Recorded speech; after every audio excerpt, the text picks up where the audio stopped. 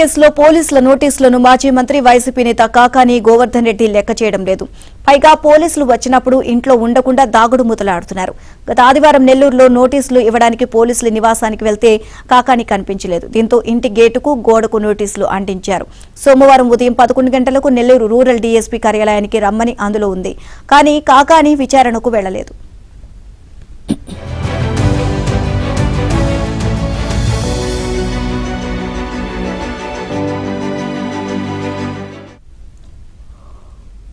కాకాని హైదరాబాద్ లో ఉన్నారు అన్న సమాచారంతో పోలీసులు అక్కడికి వెళ్లారు. అక్కడ కూడా ఆయన లేకపోవడంతో బంధువుకు నోటీసులు అందజేశారు.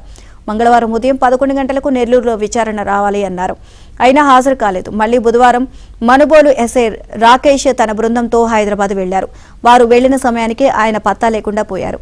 మళ్లీ చేసేదేమీ లేక కాకాని సమీప బంధువుకు పోలీసులు నోటీసులు అందించారు. ఇక ఇవాళ నెల్లూరు రూరల్ డీఎస్పీ కార్యాలయానికి రావాలని పోలీసులు స్పష్టం చేశారు.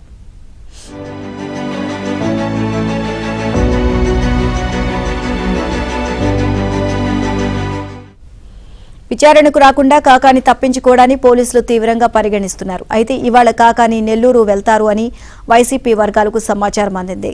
కాకాని వస్తే అదుపులోకి తీసుకోవాలని భావిస్తున్నట్లు ప్రచారం జరుగుతోంది.